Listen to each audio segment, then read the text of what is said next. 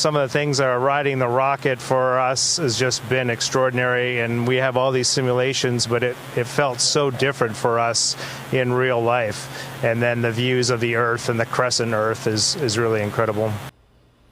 The Artemis II astronauts are now more than halfway to the moon on a mission that will take them deeper into space than any humans have ever gone. The crew is taking part in an important study of what the unprecedented radiation levels might do to the human body. Jonathan Seri is at the Johnson Space Center in Houston for us. Jonathan.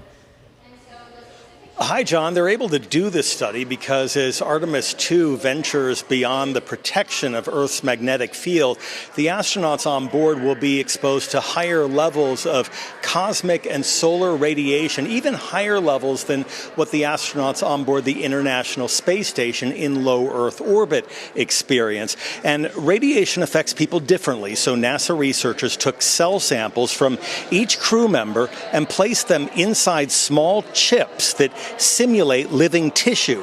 The experiment is called Avatar, and it's riding along in the Orion spacecraft.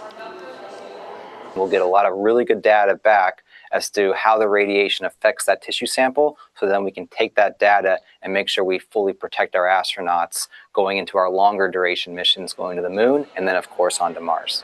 With missions to and from Mars expected to last well over a year, possibly as long as 3 years, the director of UCLA's Space Medicine Center says the ability to treat astronauts in space becomes increasingly important.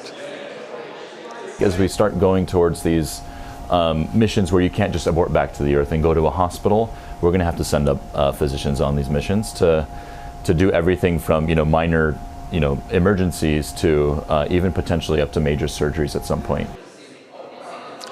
And John, Artemis II is expected to last just 10 days, but it is paving the way for future missions to actually land humans on the lunar South Pole and for the eventual construction of a moon base for long-term stays. John?